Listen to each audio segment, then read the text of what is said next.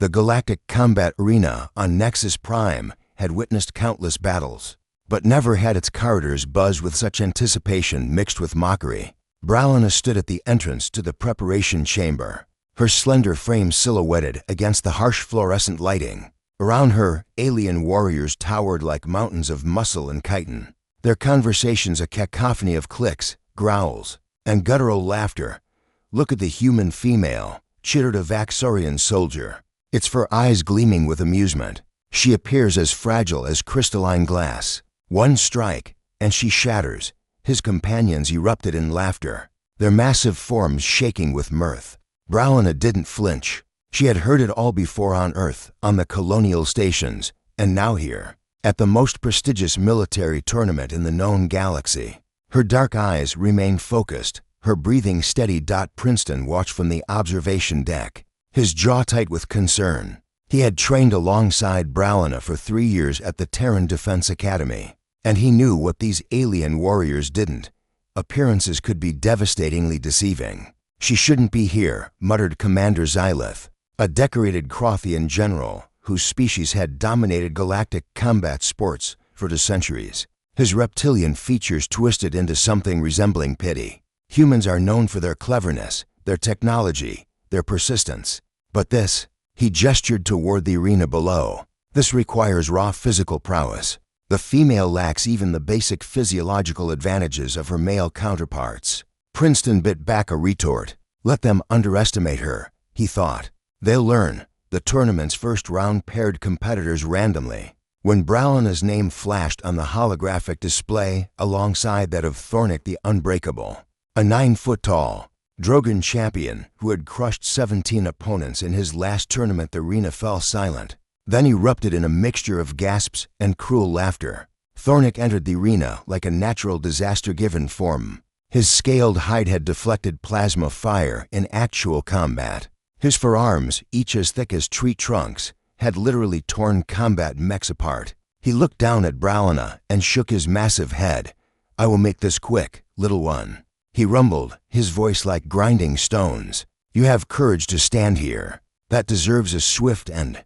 Bralina smiled a small, enigmatic expression that Princeton recognized immediately. It was the smile she wore when she was 3 moves ahead of everyone else. The combat bell chimed. Thornik charged, his footfalls shaking the arena floor. To the spectators, it seemed an inevitable conclusion, a mountain about to crush a flower. But Bralina didn't retreat. She moved forward, not away, closing the distance in a way that defied every survival instinct. What happened next would be analyzed in military academies across 100 worlds for decades to come. As Thornik's massive fist descended, Bralina twisted with inhuman precision, her movement so economical that she seemed to simply cease existing where she had been and reappear beside him. Her hand delicate, they had called it, struck his elbow joint with surgical accuracy. The Drogoon's arm buckled at an angle nature never intended. Before Thornik could roar his pain, Bralina had already moved. She used his own forward momentum against him, a subtle push at exactly the right point that sent all 9 feet and 800 pounds of alien warrior crashing face first into the arena floor. The crowd gasped. Thornik, to his credit, attempted to rise. His 3 remaining arms pushed against the ground, muscles straining. Bralina was already there, her foot connected with a nerve cluster at the base of his skull, a weakness in Drogan anatomy that was documented but considered impossible to exploit in real combat due to the speed and precision required. Thornik the Unbreakable collapsed. Unconscious, elapsed time. For seconds, the arena sat in stunned silence. Then, slowly, the noise built a roar of disbelief, excitement, and in some corners, fear. Princeton allowed himself a small smile. Now they were beginning to understand. Over the next 3 hours, Bralina methodically dismantled opponent after opponent. A Vaxorian sergeant, who had bragged about her fragility, found himself on his back in 6 seconds. 3 of his limbs temporarily paralyzed by precise nerve strikes. A Crothian warrior who outweighed her 5-to-1 discovered that superior mass meant nothing when your opponent understood leverage better than you understood your own body. Each victory was faster than the last. Commander Xylith watched from the observation deck, his earlier confidence evaporating like water on a hot plate. "How?" he whispered. "This defies everything we know about human limitations." Princeton overheard and decided to enlighten him. "You assumed human females were delicate because you compared them to your species' physical standards. You forgot to account for what makes humans truly dangerous." "And what is that?" Xylith asked, unable to tear his eyes from Bralina as she defeated her 7th opponent in 3 seconds.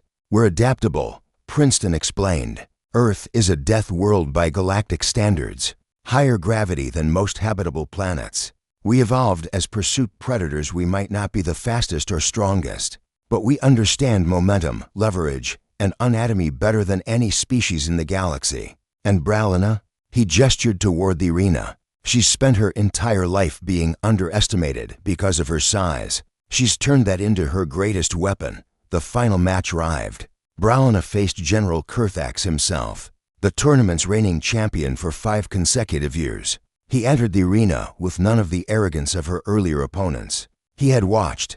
He had learned. He knew he faced something unprecedented. They circled each other. 2 warriors who understood that this moment transcended sport. This was humanity announcing itself to the galaxy not through brute force, but through the refinement of violence into art. The combat bell chimed. The fight lasted 12 seconds, the longest of Bralina's matches.